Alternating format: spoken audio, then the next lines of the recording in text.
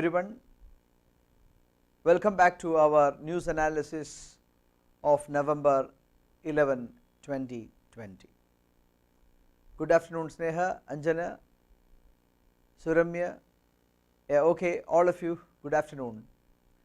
I am sure that all of you have come after reading the newspapers very well, so that you will get the best benefit of what the program intends to give. So, when you read the newspapers, it is a tip for improvement of your language. When you read the newspapers, from here and there select a few sentences and try to understand the tense involved in those sentences. If you can do that for say 1 month, 2 months, 3 months, you will get a good idea about the tenses. This is one good way of practically applying what you learned. Another thing, you can learn a few words for all the examinations that you may appear for. At some point of time you would realize that the passages, the questions, everything are just a cut and paste from newspapers. So, if you read the newspapers, you will get the contemporaneous trend of the language too.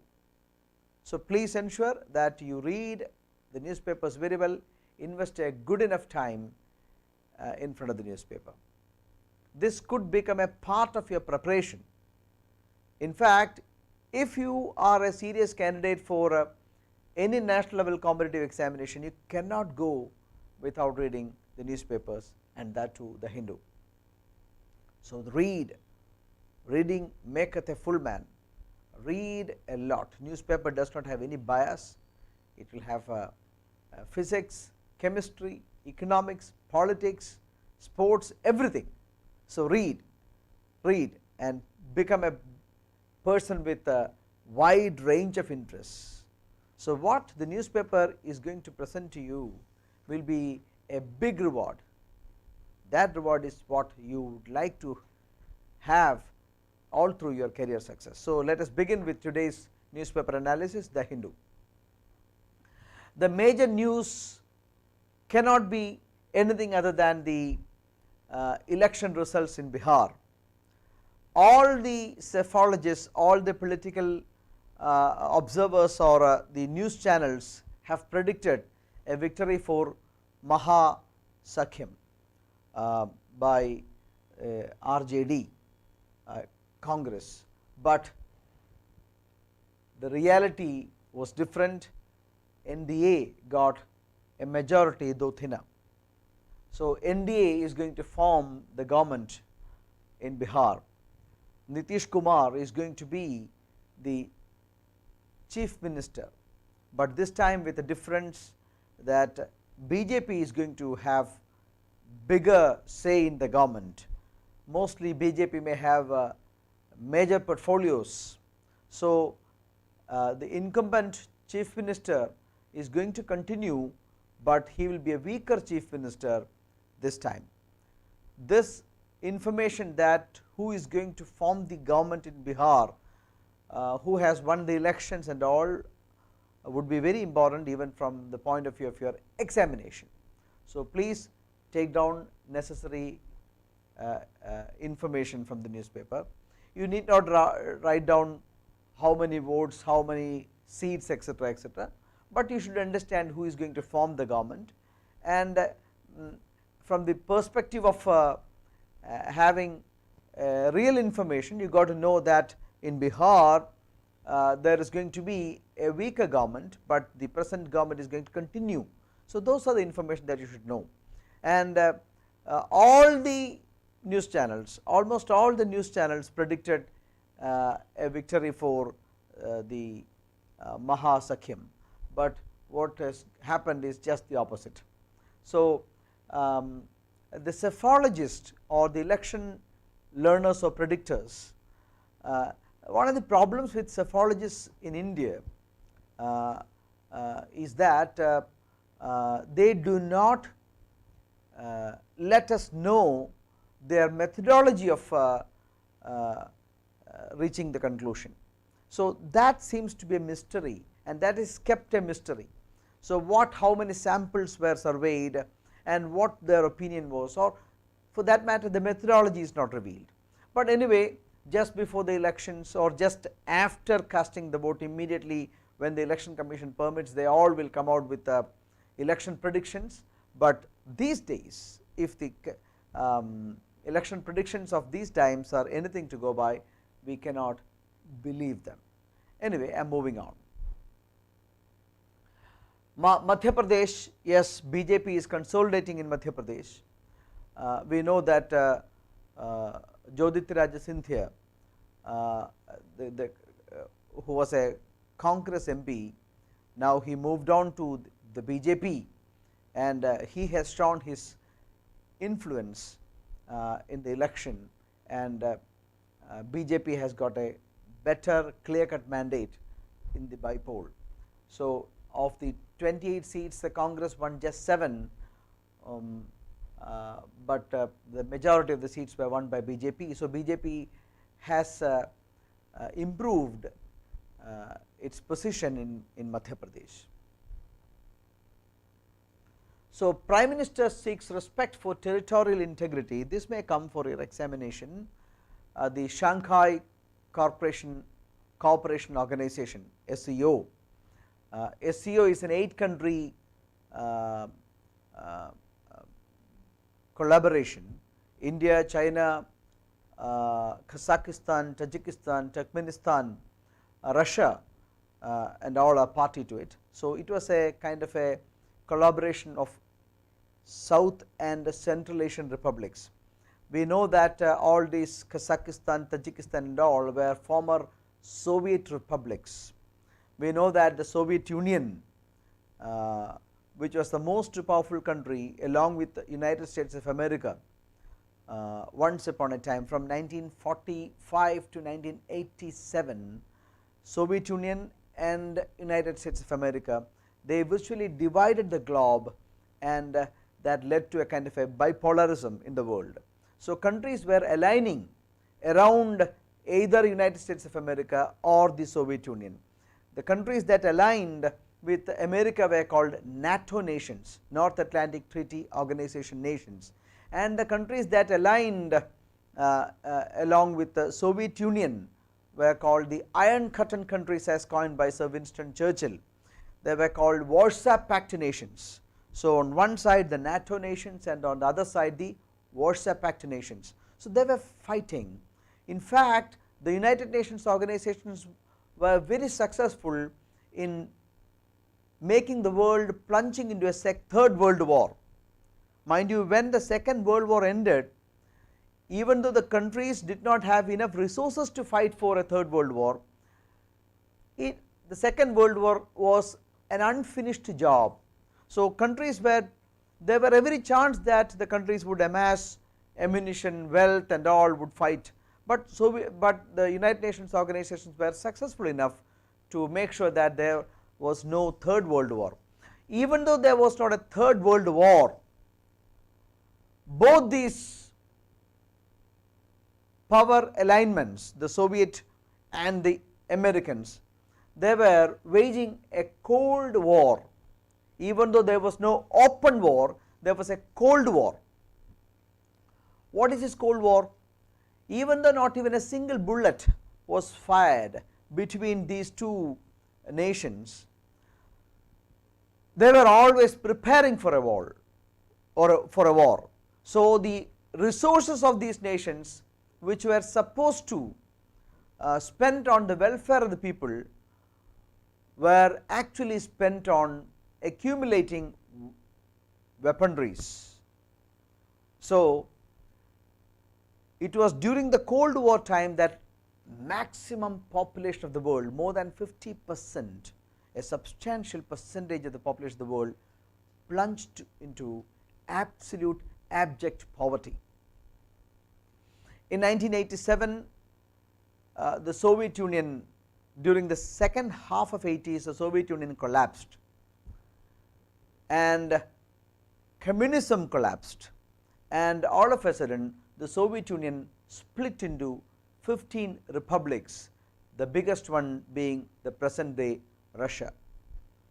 Russia, Belarus, Georgia, then the Latvian, Latvia, Estonia, Lithuania, they are the Baltic republics, then the Asian republics of Azerbaijan, Armenia, Kazakhstan, Kyrgyzstan, Tajikistan, etc., etc. So, the Soviet Union disintegrated into 15 republics. So, with the collapse of the Soviet Union, the world has become a single polar place. America started dominating. America started influencing everywhere and in everything. So, the alignment, the power alignment in the world had to be corrected. It was for that purpose that a new organization was created, the Shanghai Cooperation Organization, of which India is also a party. But unfortunately, the problem with Shanghai Cooperation Organization is that, except in India, democracy in its true sense is not there in any of the counterparts.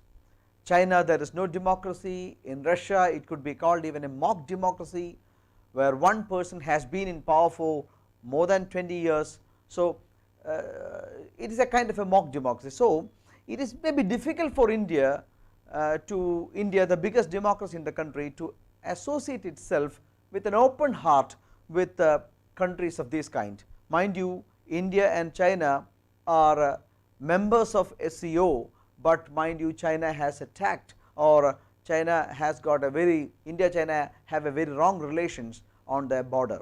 Anyway, so please read about SCO. It was a virtual summit, so you should know from the point of view of examination what are the member countries of SCO and what were the agenda. All those things you should keep in mind. I was just referring to the border issues between India and China on our eastern border. Chinese incursions were located, and ever since the Chinese war in the 1960s, we lost 20 soldiers. So, now the patch up work has started at the military level and at the diplomatic and political level. So, commanders meeting were being conducted, and our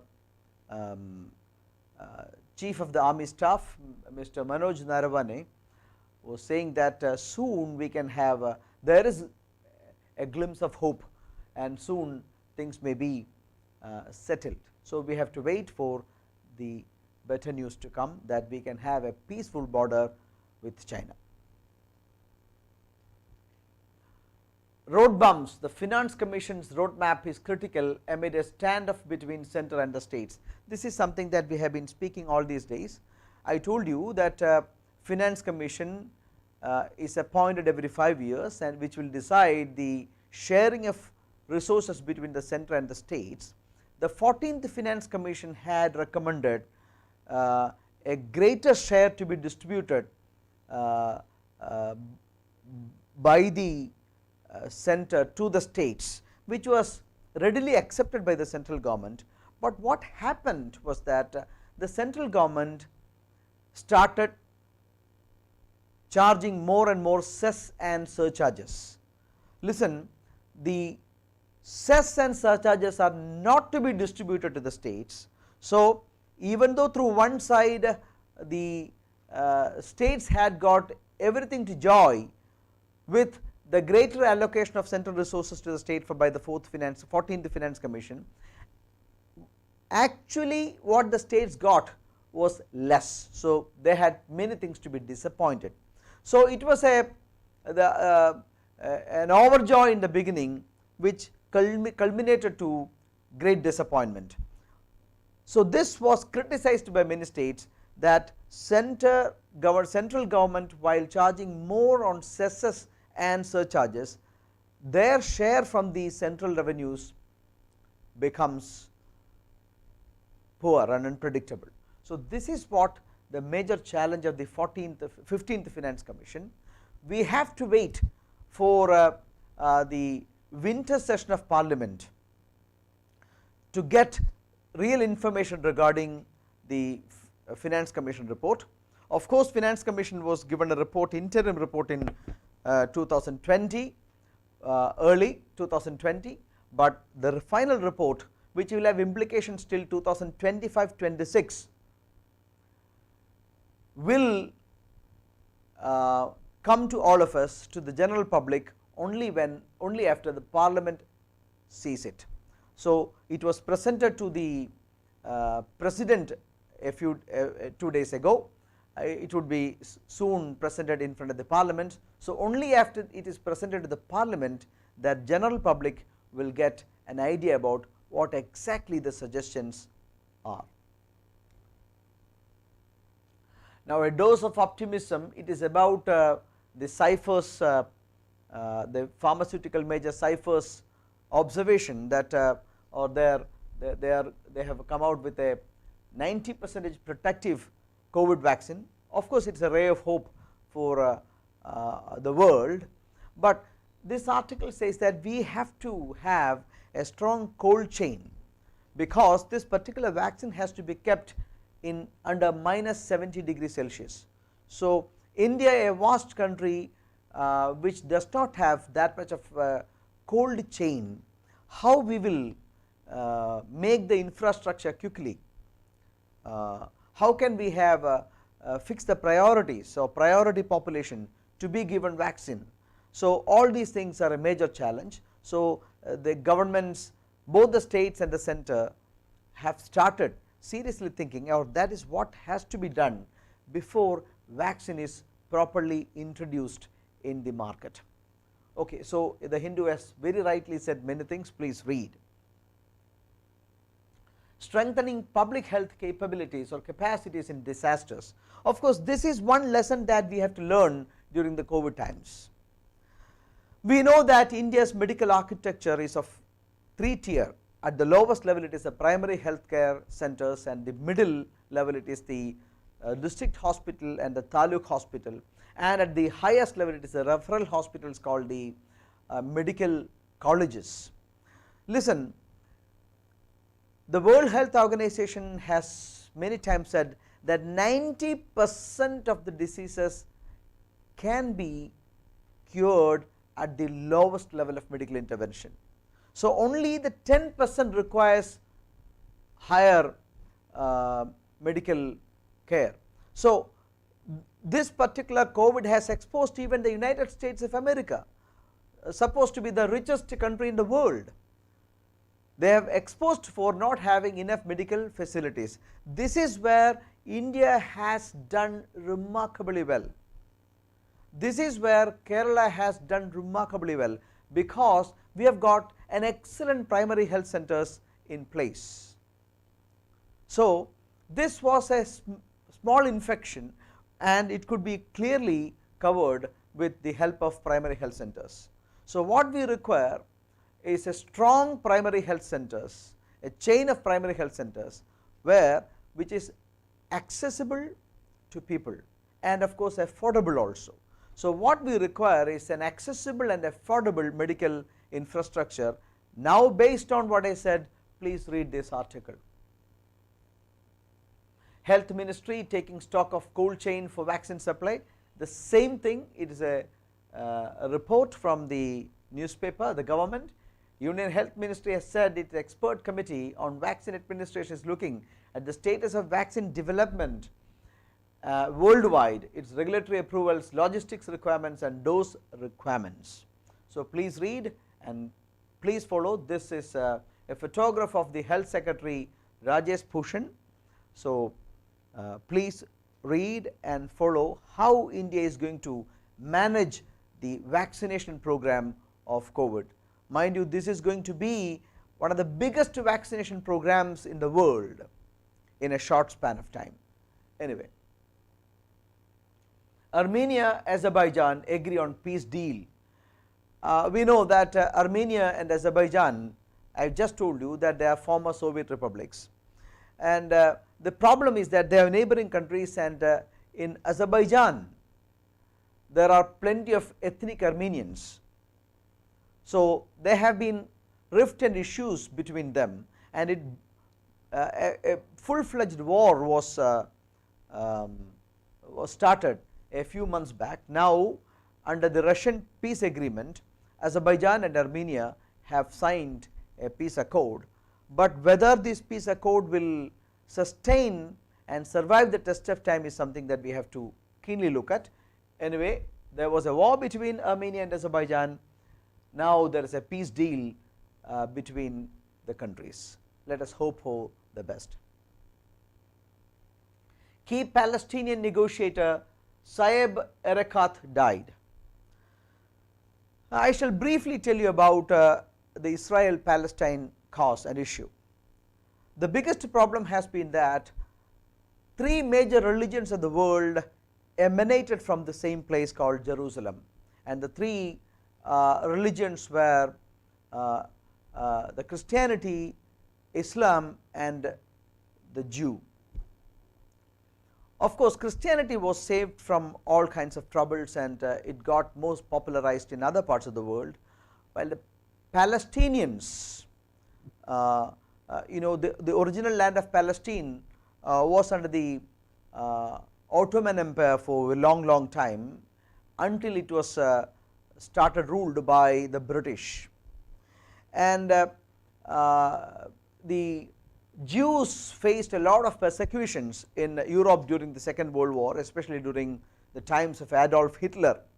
So, David Ben Gurion, the leader of Jewish people, he thought that the only solution for the persecuted people of Jews to have peace would be to have their own piece of land, and he is called the father of Israel. And Israel, the state of Israel, the only Jewish state, was created on May 14, 1948. The state of Israel was created. So, ever since then there has been problem between the Arabs and the Jews. There were many wars waged between the countries, the 6-day war, the Great Arab Wars. So, in all the wars the Arabs failed, and the major cause of worry for the present day worry has been the result of the 1967 war between Arabs and Israelis. In that war, West Bank and Gaza were captured by Israel, which have lot of Arab population. So, the issue is yet to get settled. Now, the state of Palestine has also been created. Yasser Arafat was its major leader.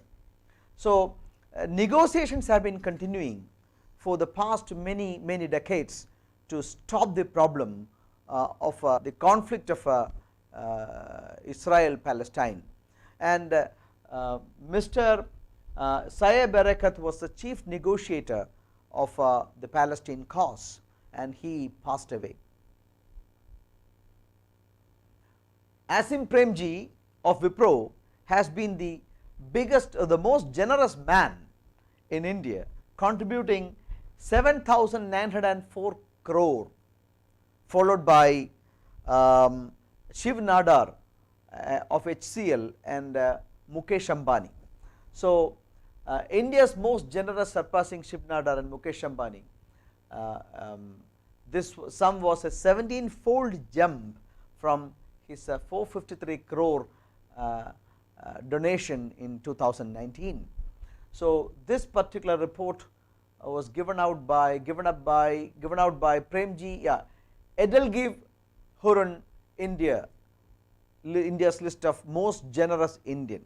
Anyway, these are all big news in the business league, so you have to take note of it, and this could be possible questions for you in your examinations. So, I have come to the stage of concluding today's news analysis. I am sure that you all have got an idea about what happened yesterday and what were the major news items in yesterday's newspaper. So, I expect all of you to read and be prepared for the forthcoming examinations. Ensure that you spend good quality time, show the vigor to read, spend a lot of time in front of your table doing the questions again and again. There is no other go. Preparing for competitive examination, there is no magic. Please do not believe in magic. It is all about spending good quality time. Say goodbye to laziness. Work hard. Take your pen, take your paper, take the questions, do and do and do. There is no other go. In the beginning, sometimes you may find very difficult that you do not get the answers, but do not take an anticipatory bail that your math is weak, your English is weak, I am very poor in reasoning. Okay, learning is all about two things. One, what do you know, two, what you do not know. Spend a lot of time in things what you do not know and improve. There is no other go. At 3 o'clock today, Krishnan sir will be taking up a session on live session on English. I am very sure that you all will enjoy the session, and we shall announce our upcoming sessions of live programs as the time passes by. Thank you very much. Goodbye.